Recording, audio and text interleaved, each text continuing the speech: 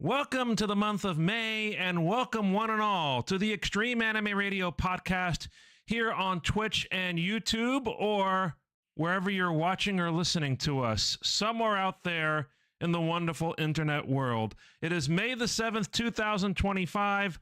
I am JR, and he on the other side of the room is Mr. Neff Canuck. Hello, sir. Good evening, sir. How are you? Oh boy, it's been an interesting day. I have mascots, as you can see, new art behind me if I scrunch my head down.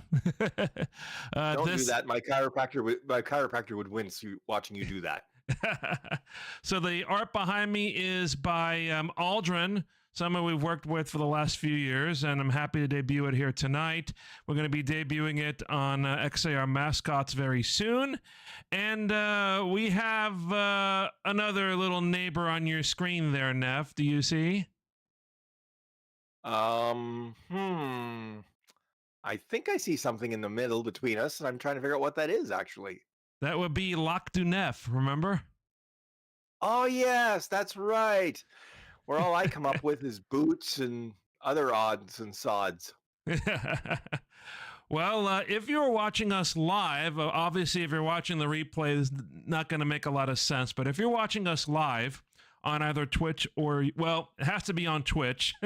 If you go to our Twitch channel right now and you redeem the Go Fishing queue, you'll be able to cast a line and see what you get. We're still trying to give away the crochet doll of Yumemi that Liz made several months back. We haven't been able to do it yet. So, Neff, we've sort of made it quote unquote slightly easier to try to get it. So if you'd like to cast, it's not going to bother us right now because I have the audio turned off. But if you like to do the Go Fishing Redemption, go ahead and do it in Twitch. 100 points per redemption. During this stream and during the Ace Attorney stream after this, on each of those streams, you have a maximum of 3 redemptions, and we have a 1-minute cooldown between redemptions. And Neff, even though we have, oh, here we go. For example, Bree's going to cast her line and see what comes up. Again, the audio's been turned off, but the result will be on the screen and also in the chat. Oh, Bree has an electric catfish. Congratulations, Bree. You have an electric catfish. Har, har, har. So as you can see in the chat window right now, those are the results of the catch. We will know if somebody hits something like either the crochet doll or maybe some of the other random items we presented a few weeks ago when we introduced this. So once again, it is a 1-minute wait before you can redeem, and each stream, this one and the one that comes after the podcast, a maximum of 3 redemptions. We are going to have it running in the background, hopefully during the gaming stream. You've cast a line, Neff. Let's see what happens. It's coming up now, and you have a peacock bass. I believe we had that one before. Well, it isn't a boot, that's for sure. So that will continue on during the broadcast. Hopefully we won't get distracted too much. But Neff, we are here, and the playoff season is in high swing, and you're still surviving? Yeah, except I happened to glance over, and yikes. Uh-oh. Bad guys up 2-1. Start of the second. And what's the series count at the moment? Right now, it's 1-0 for the good guys. Okay. So you're still hanging in there. I'm not worrying. I won't panic till I get to like game 3 or 4. Mm-hmm. And if the numbers aren't good, then you're going to see me sweating like, you know, that gif of that gentleman who's sweating profusely as, you know, things are happening. It's like, oh, man. Well, you should be sweating because Anime North's coming up in a few weeks, right? I almost opened the show by saying, Mayday, Mayday, Mayday. Here we go. We have a Sarah sticker by Flax. Cool, cool. So we kind of lowered those redemption values a little bit as well. But supposedly, Neff, the crochet doll is still going to be a little hard to get. So, Well, I would think so, since it is the grand prize. It shouldn't be as easy to get as, just randomly pushing a button and there it is. yeah, exactly. So, well, but besides the playoffs going on right now, Neff, the Knicks are still on top, I believe, last I checked. So that was a big come from behind victory the last few days. I was going to say, which is very interesting because, of course, the Knicks and the Rangers are owned by the same owner, James Dolan. Somehow the Rangers just flounder and flail and fail. And yet here are the Knicks. And I'm like going, huh? I don't understand. Yeah. But playoffs seem to be one of the few good things happening in the world these days, because I'm looking in the headlines in Japan and all I see are bad news, bad news, bad news. If there's any good news, there was black smoke above the Sistine Chapel tonight. Well, I'm trying to remember, does black smoke mean they've chosen a pope, or are they still looking? They're still looking, and they just started today, so today was the wide expectation that they wouldn't choose anybody. Oh yeah, I can't remember how it goes because it's such an arcane, concept to do. Yeah. And you happen to post something in our private chat where I'm looking and I'm going, oh yeah, okay. And I remember why, that particular guard is dressed that way, because it dates back to something in my lineage many, many, many, many centuries ago. The Swiss Guard. Uh-huh. But yes, they processed in, and they're going to take up to 4 votes a day until they figure out who the next pope's going to be. I believe it's a 2/3 majority, which now there are more cardinals than there was in the previous conclave, because most of the cardinals were made a cardinal by Pope Francis. So he decided to have a little chaos and fun before he left. Okay. So yes, there will be 2 more votes. If they elect a pope after the first vote, there's white smoke. If not, they do the second vote. And if there is a pope, there's white smoke. If there's no pope, black smoke. There's supposedly a maximum of 2 indications per day until they make a decision as to who it's going to be. Already people are casting their votes and everything, and they have an idea of who they'd like to have pope. But this is the same thing. And Caldeth has a carp. This is the same thing that happened when the conclave happened. What was it now? 12 years ago, I think. 2013 was the last conclave. Yeah, and as I recall, Pope Francis was one of the older popes that they'd ever elected to the position. Right. So we'll see if they go older or younger this go round. Exactly. Hopefully by the time we release this podcast to the audio realm, they'll have decided. Podcasts will probably go into audio Friday night. And a lot of people are predicting that Friday will be the day that they make the decision. Although the last time it happened, it was decided in just one day. So. Well, as you said, there are more cardinals, so there's more chances to split the vote, and likely then, I would think, it'll drag on a bit. Now, if they release plaid smoke, they've just given up. Plaid smoke? How do you make plaid smoke, Neff? Set it on fire. I don't know. Now, if you watched Conclave on Prime Video, that would be, yeah. I won't give it away. It's a very interesting movie. It gives you sort of an insight of how a conclave works, more or less. But of course, they take a lot of creative liberties because it is a drama. So I would expect that, because I'm pretty sure the actual conclave is pretty much very regimented, very routine. As opposed to, let's spice things up a bit, Right. Okay. Well, speaking of spice things up, something happened, Neff, since the last podcast we did a few weeks ago, and it is something that was about 1 year in the making and coming soon to your smartphone and to Steam. Musume is finally being released. The game that took Japan by storm and emptied everybody's wallets in Japan like a tornado is coming to online platforms. Now, I'll say this. I've watched more than a few of these games, be brought over here. Some have been successful. Some have landed with a resounding thud. Yeah. We'll see how this particular game goes. Yeah.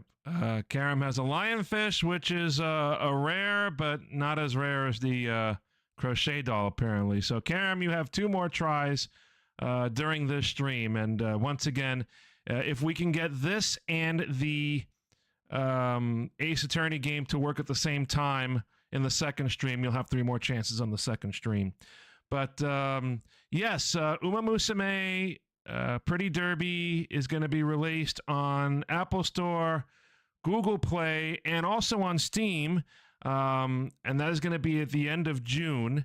And I believe that I'm wondering if the Steam is going to be a port of the other game, of the online games that are on the smartphones. So we're going to see how that turns out. Let's see what Neff caught here. And you got a Frontosa cichlid. What is that? A fish? I would assume it's a fish. I don't know if it's edible, but it's a fish. Yeah. So let's continue about Musume. I posted this graphic, Neff, before, so we're going to magically have it appear on the screen. It is free to play. You can pre-register, and they have a welcome bonus that they have announced, which I'm going to call up in this article right here. Now, as you can see here on the screen, we have everything you can give to Cygames in order to have a better chance of at the gotcha of the game. So you have $7 for a daily carrot pack, and then you can get 700 carrots for $10, 1,500 carrots for $21, and a lot of carrot packs. For comparison, Neff, the welcome bonus, if you play on its release, you get 3,750 carrots, which is enough for 25 pulls to scout competitors in the game. I'm looking at those prices, knowing they're American, and going, Yes. Ooh, they hurt. Especially if you are willing to just, open your wallet and say, here, take it. Yes, and you also have upgrade materials. Now, some of the other bonuses, according to this article I'm reading, you have 3,750 carrots for 25 gotcha banner scout attempts. I guess that will be, again, trying to find a competitor that you can train to run in the big races. 30 goddess statues to upgrade characters with shards. 45 alarm clocks to allow you to retry an objective race a character lost. So if you have an alarm clock, you can try to replay that race if you lose it. So it lessens the possibility that it's game over, I guess. 45 toughness 30s, or that might be abbreviated to 30 seconds, to refill 30 TP. TP is technical points? Well, I'm pretty sure it's not toilet paper. No. 50,000 support points to use to upgrade support cards. So these are the cards that you can apply to the competitors so that they can, try to run better. And then 100,000 monies, MONIES, monies, to spend on items and upgrades. So the in-game currency will apparently be referred to as monies, the way we understand it. Okay, that's an odd choice, but all right. And then before we came on with the stream today, I read an article from a reporter for Games Radar Plus. And this was a guy who's based in Louisville, Kentucky, and went to the Kentucky Derby, where they had Side Games sponsoring, and Rubber Ducky for Caldeth. Side Games is sponsoring the Kentucky Derby, and it was wet all week, miserable all week, and this guy was in the infield, apparently between a U.S. Army tent and a large carousel where you can place your bets for the races, like a betting station. And a lot of these people, he says, were just huddling up under the Side Games tent during these miserable weather conditions to stay out of the rain. And while they were there, they kind of looked at this game and tried it out.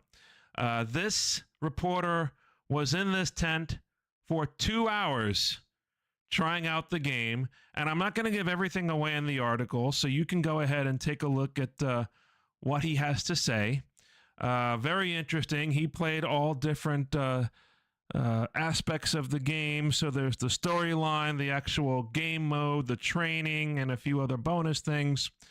And then he mentions later on, as he's leaving, he spots two young men in the infield at Churchill excitedly running over to the Side Games tent. And he asked them a little bit about themselves. There were two guys visiting from Chicago, Illinois, and they apparently attended the Kentucky Derby for the primary reason of trying out Uma Musume that day. Okay. That's a reason to show up at the Kentucky Derby. A very interesting reason nonetheless. Yeah. But a reason. Well, if you were in their shoes, what would you do, Neff? Would you bet on Uma Musume, or would you bet on horses? Knowing my luck, probably end up doing neither and falling in the mud.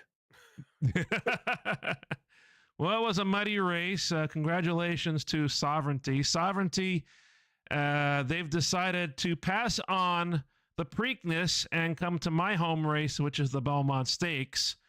So there's a lot of elevated discussion now of how the Triple Crown works and whether or not the Triple Crown, the way it exists now, should change.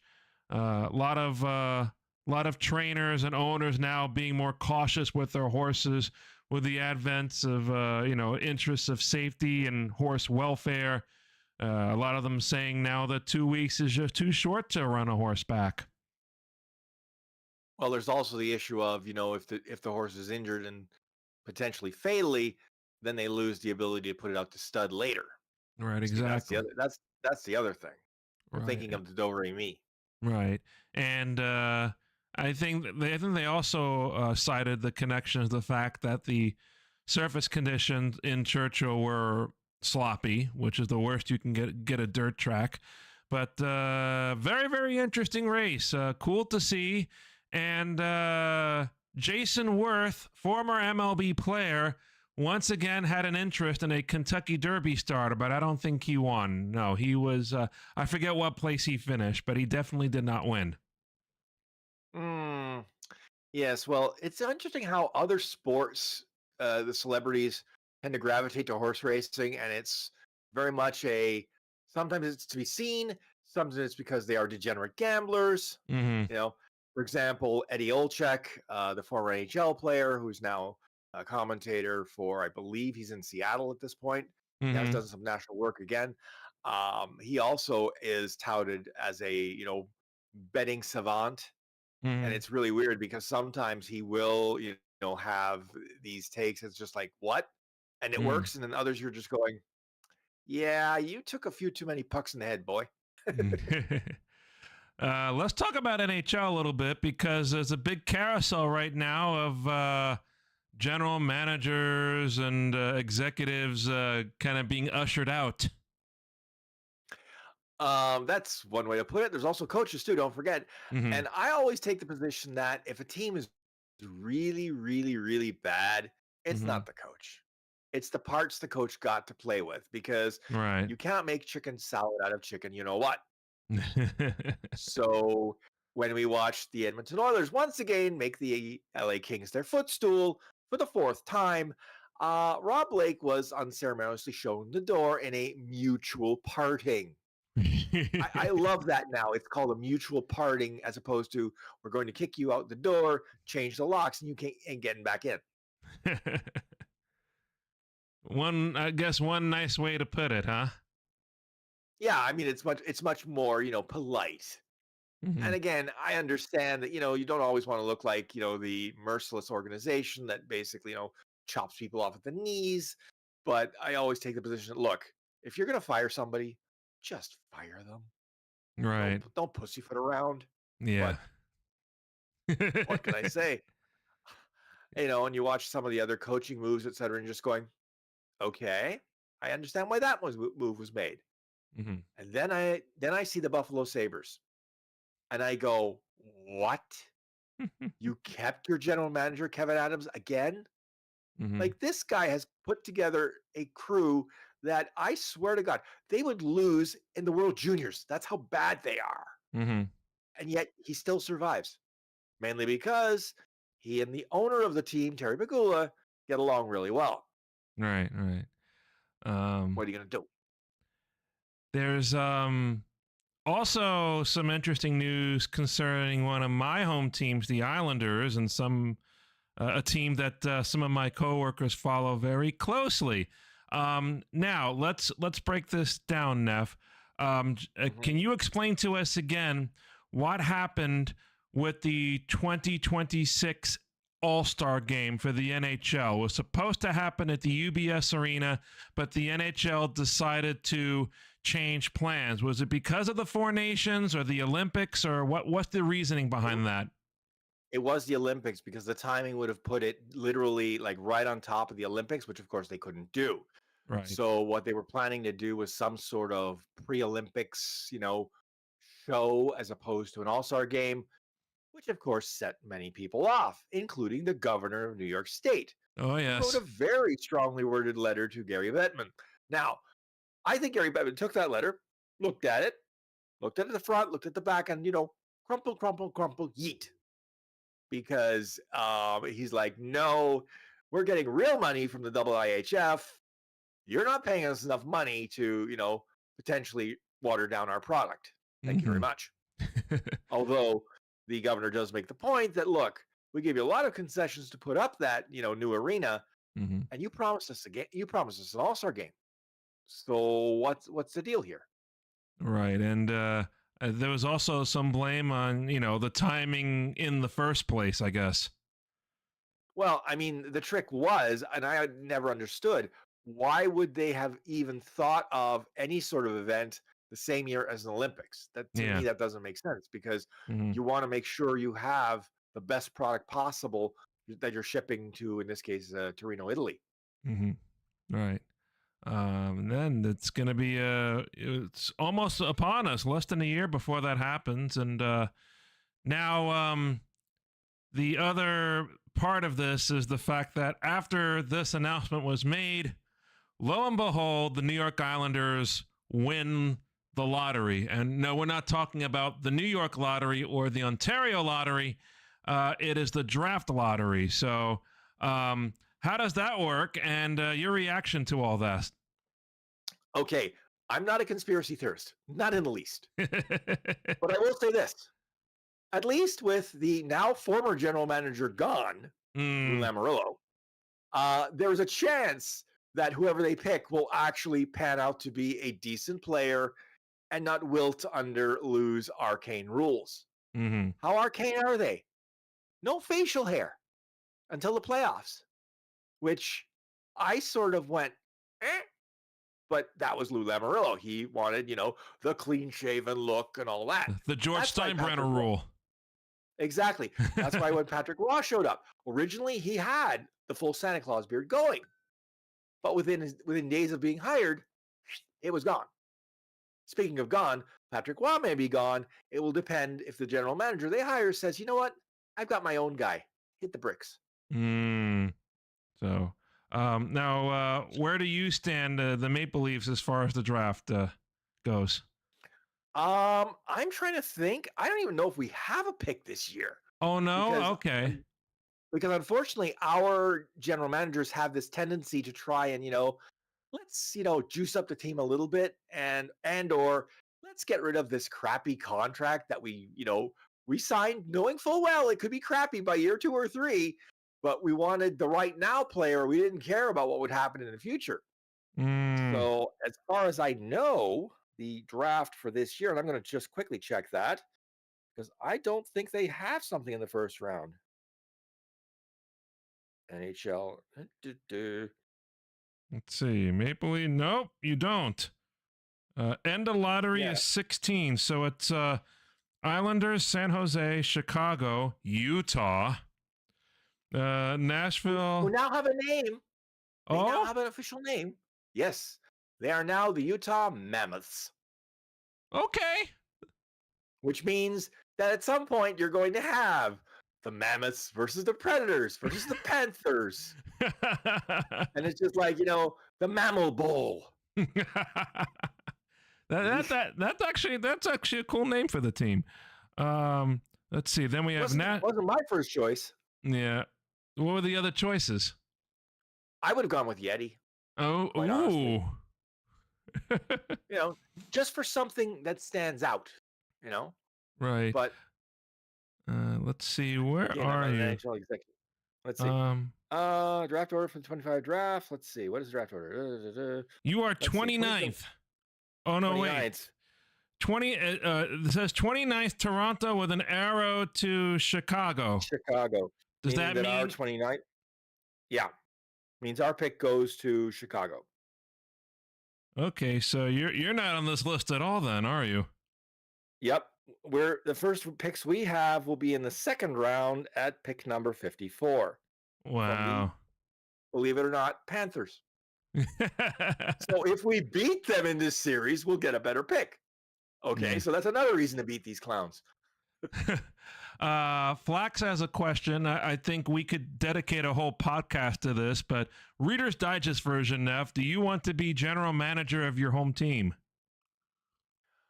To be quite honest, only if I was given complete autonomy, but you aren't in Toronto. Especially now that the team is going to be owned solely by Rogers Communications, which is mostly controlled by the Rogers family. The problem is Ed Rogers, Ted Rogers' son, is a complete and utter maniac and would, completely make my life miserable through the board. No, my life is bad enough as it is. I don't need that. Now, and on the other hand, if you were to say you want to be the GM of the new WNBA team, I think that'd be an interesting challenge. Oh, okay. Because you'd be doing two things. You'd be growing the team and literally growing the game in Canada, which that's true. Is not that easy to do. Because remember, when the NBA expanded up here, there were two teams: the Vancouver Grizzlies and the Toronto Raptors. Only the Raptors survived. The Grizzlies eventually moved to Memphis. So the Raptors are Canada's team. Right. Well, incidentally, I have one of my coworkers works as a video producer and a director in Western New York. He lives in Buffalo, and he did a video of something, and he did it outside the new Bill Stadium that's going up, and looks like they're making good progress on that. Well, it's supposed to be open for the 26th season, so they better be making progress. One more year, huh? Exactly. One more year at the old rock pile, and then we shift over to the new rock pile, and we'll see. I mean, a lot of the things that have been happening now, as we all know, when you build something, you have an estimate what it will cost. And of course, 9 times out of 10, that estimate is worth the paper it's printed on. Exactly. Absolutely nothing. Yeah. So what's happening now is costs are overrun, and the Pagulas are saying, well, we're not eating all of this.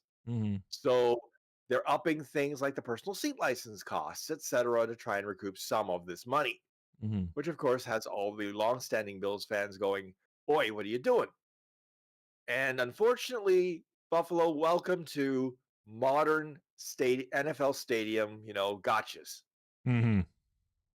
So I'm looking up Caldett's question here. It would be interesting if Neff's Maple Leafs met Beta's Stars in the final. Well, they will be in the yeah, that's right, because they're final, Stars is Western Conference, right? So yeah, right. Except Dallas has to go through first of all Winnipeg. Now, I will say this: that will depend which Winnipeg team and goalie shows up. If it's the Connor Hellebuck of the first two games of the series, Dallas has no chance. If it's like 3-4 and then you're going to see some. I could see the Stars just going, guess what, Hellebuck? You can just go hella yuck. Now we go to Japan news, Neff, and Japan has been on my mind the last few days by force because I have a former teacher who is planning to go to Japan in a year, and she's already booked her flight. I don't want to say anything bad about that, but booking your flight a year ahead of time. Well, I can see there's advantages if you get a good deal. Yeah. But I can also see a year is like a long time, I generally take the position that when I'm booking, it's like, okay, I'm going to book, but at least I have to be able to see the event horizon, not going, I can't even see the event horizon here yet, folks. That's a little too far. But no, this person, sometimes I wake up and I look at my phone. She's sending me either Facebook messages or text. Hey, I booked this. What do you think about this? What do you think about that? I've had to give her some suggestions over the last few days, like don't book your bullet train ticket until it's 30 days ahead of time. Otherwise, you're not going to get a good deal. And she's already booked her hotels. Well, I think she booked one hotel and a few Airbnbs, and she's going to do the whole trip in like 10 or 11 days. I don't want to give away too much about this person, but I'm scratching my head. She's going to be going all over the place in a short amount of time. I'm a little worried, even if it's a year away. I was going to say, that seems a little involved, especially if you're bringing luggage, etc. And I'm presuming she's not renting her car, so it's like, oof. Right. Well, she's told me she's going to be. I'm sorry. She did tell me she's going to be carrying light, and I'm thinking to myself, okay. I guess she was telling me kind of like what she'd done in Europe because it's easier to get around there, obviously that way. So she should be able to get what she explained to me is like a medium-sized roller bag and a backpack per person, and that should do it. No large suitcases. So still, I'm a little on the fence, but it's like, yeah, every so often she's pinging me with these questions. Well, I would say that she's obviously not looking to bring back many souvenirs, if any. Yeah, that's the other thing I was going to tell her. Yeah, I don't think I've broke that news to her yet. Do you have stuff to bring things back with you? She might take the position, I'll buy a suitcase and bring the suitcase back. As Bree knows, when we went, I got just a tiny amount of space that opened up due to the fact that one of my long sleeve shirts actually ripped on the sleeve during the trip. So I'm looking at it and like, oh, okay. So we chucked it in our Tokyo hotel before we left. And, well, hey, yeah. I mean, why take it back if you're not going to repair it, right? Yeah, exactly. And there's also it's reminding me of the fact that there were, the policies with all these hotels and their refuse collection, if you will. Was one hotel that just wouldn't pick up our garbage, and by the time we left the hotel, like 2 or 3 days later, we had like 2 full bags of stuff. To me, junk right there. Just no, not that big, but it's close enough. I'm just trying to figure out why would they just let the stuff pile up because Yeah. that's not very sanitary. Ugh. Right. Apparently, there's some sort of policy at that hotel that we missed, like, with the regards to the collection of trash. But most of the others are pretty good. They'll either collect it for you automatically or, you put a sign out of the door. My favorite now, I think Bree's going to agree with me on this. Well, maybe she won't, but Tokyo Stay, I've mentioned on a previous show, I'm pretty sure. Tokyo Stay is a chain of hotels. There aren't a lot of them in Japan, but in these hotels, most of the rooms, they have a service where you could just hang something out of your room saying, I want the towels changed and I want the refuse cleaned in my room. And then if you want the bed sheets changed or your bed made, then you go up to the front desk in the morning and you pay a little bit of a cleaning fee. It's not too much. I think it was, I want to say it was 750 yen to change the sheets or set the sheets or something like that. Not too expensive at all. I'm guessing though now after COVID that this is where a lot of the Japanese hotels are going into this kind of style. I honestly I couldn't see the point of paying them to reset the sheets. I mean because when I sleep in a hotel it's like roll and it looks like crap. So do I pay them to make it not look like crap and then make it look like crap the very next night? Yeah, they wanted to be eco-friendly, so that's pretty important. A lot of these hotels are like that, and they have all these sorts of policies now. So I tell people when they book hotels in Japan, just keep an eye on that. And I'm gonna look this up now because I'm curious about the. Well, I was going to say I remember back in 2013 when I went to Japan, they had this policy where in order to power things in your room, you needed to put your key card in a slot. Right, that's still that's always been the case. Yeah, which is fine and good, except for when you need to recharge things, like an electric toothbrush. Right. Because you go out for the day and you ain't recharging that toothbrush till you get back. And of course, mine is one of the old style that takes upwards of 24 hours to recharge from flat. The newer ones are much better at that, so wouldn't be as much of a problem. But yeah, I keep the old one around because it still runs. So right. and it cleans my teeth. So yes, the charges are well, again, three things. You can hang something outside of your door and they will do like basic cleaning of the trash, and I think they also replace the towels if you hang the sign out your door. 750 yen. They will make your bed, which includes replacing the sheets and pillowcase. And then so that's 750 yen. Double that, 1,500 yen. They will do that, and they will clean the room, which I assume, actually vacuuming and stuff. So $15 to clean your room, and not horrible, but it's sort of like I hope the North American chains don't start that crap. Yeah. But no, if you're staying in a Tokyo Stay for a long time, which they're sort of meant for, then I can definitely see you maybe paying that charge every few days to get stuff situated and whatnot. Yeah, I could see that in a longer term stay, sure. Or if you're not traveling around Japan, if you're gonna base yourself, say, in Tokyo for 2 weeks, or in Kyoto or Osaka for 2 weeks, if there's a similar hotel, then I can see that happening for sure. But then you'd be taking a lot of day trips in that case as well.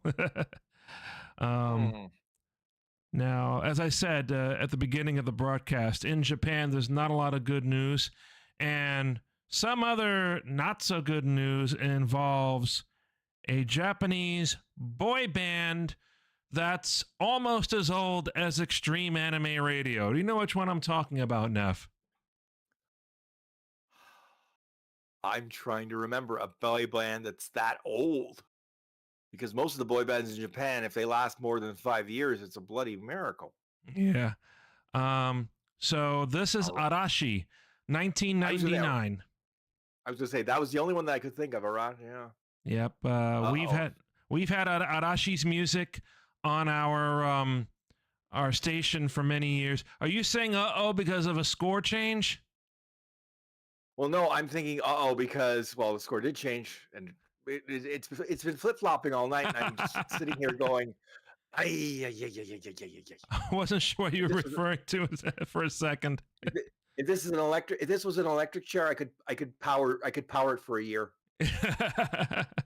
But no, Arashi, they've actually have been on hiatus for the last few years, with their members pursuing individual projects, and they finally said that they are going to say sayonara, if you will, as a group. They are going to, quote, end their activities after a tour early next year. So they're going to get together for one final tour, and then they're going to call it quits. And a lot of their, actually all the band members are all around my age. So that goes to show you, how long they've been around. I was going to say the maths to that, because I'm going, wait a minute here. 99, the boy band is around, let's say 16, 17, and 99. Yeah, okay, there we go. Mm-hmm. So they're all 41, 42, 43 years of age. And I remember when they debuted, we kind of sent some of their tracks, or case some of their tracks onto back to when it was called Keiichi Net Radio. So Arashi's definitely one of our more popular J-pop bands to play. And so and yes, they are from the former Johnny and Associates, and you know what happened with them. They're now technically Arashi representing the company that spinned off from Johnny's after Johnny and Associates folded, which is Start Entertainment, or Starto. That's the Japanese pronunciation of it.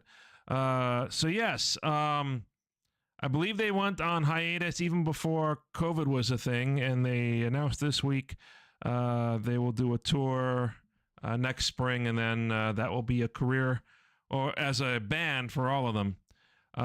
Is Fuji still doing Japan PSA ads?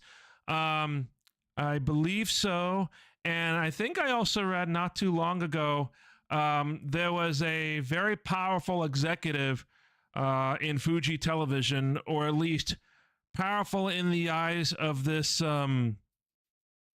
company, the Dalton Investments, that has the stake, the activist investing company. In their view, this was such a guy, so important that Fuji had to get rid of him. And I believe he stepped down. The name escapes me right now, but I believe I read that a few weeks ago. So yeah, I think the Fuji saga is still going to be around for a little while longer, but that's just my 2 cents on the matter.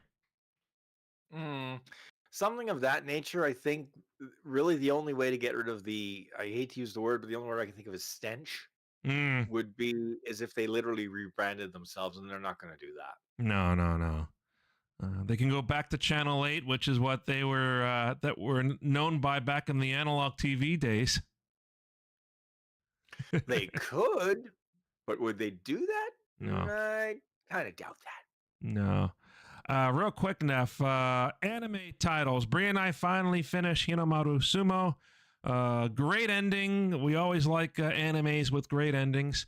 Now we're trying to pick out the next title. What are you got your eyes on right now?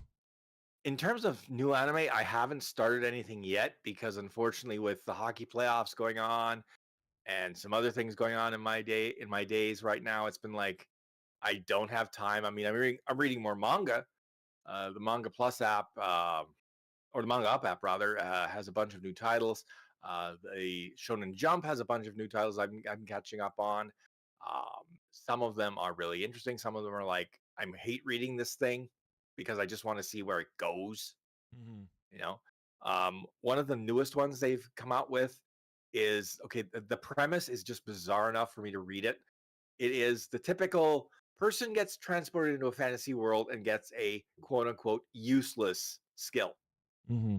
Now, this guy's skill is to literally make a boat. And as his skill improves, he makes a better boat and a better boat and a better boat. The goal, according to the god who called him up and saying, "What are you doing? Do something exciting for me because I brought you here and I expect you to be entertained," Mm-hmm. is to create a luxury liner.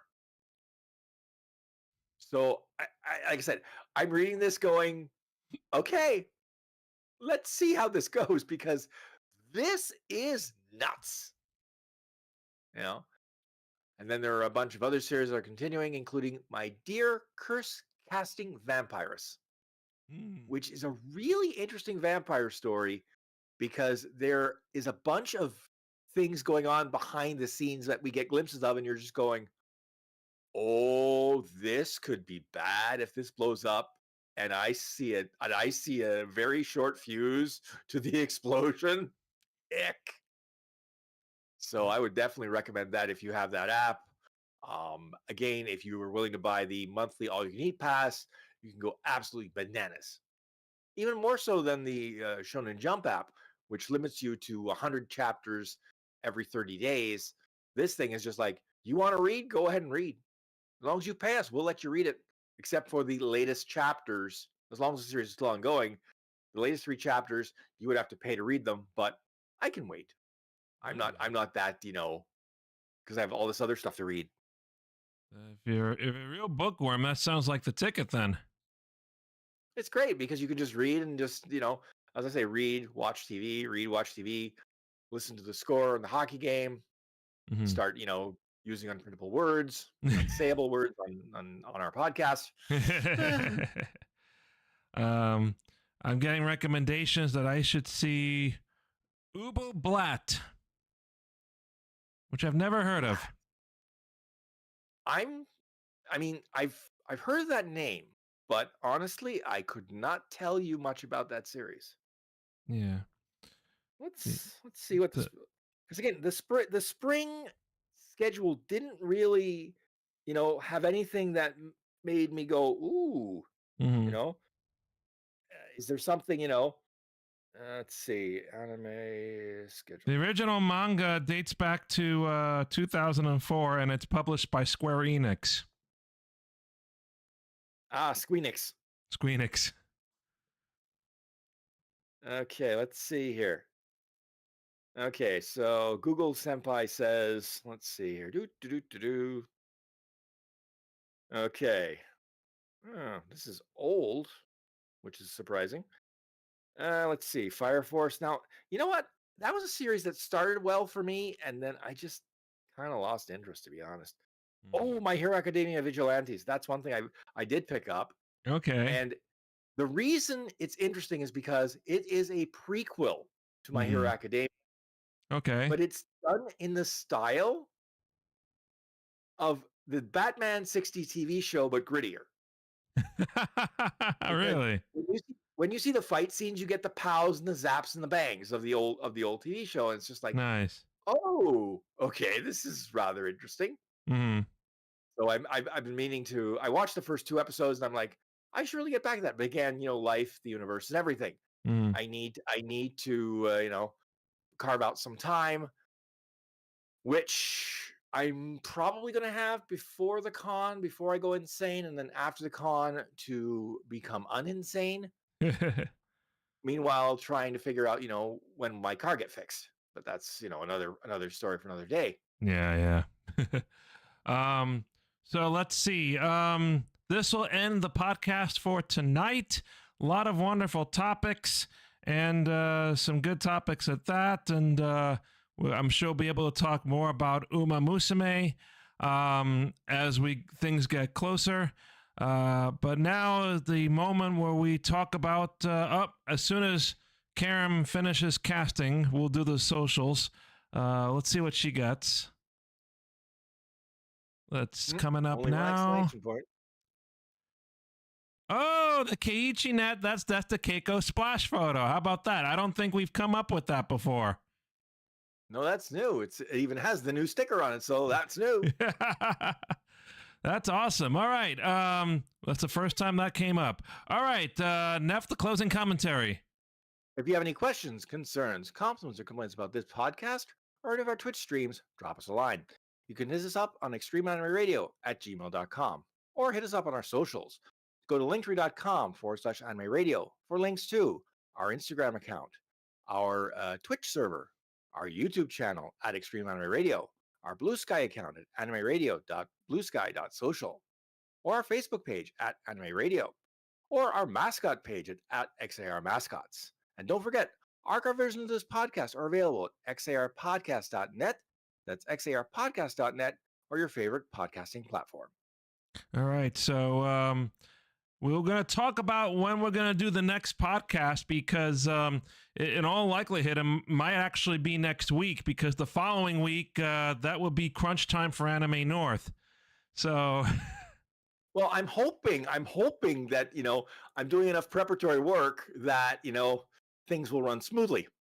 Okay. Now, notice I said hoping because I've already had a few things go off in the background that we won't discuss until after convention that have made things a little more challenging. But as I like to say, a challenge is something you overcome, not let defeat you.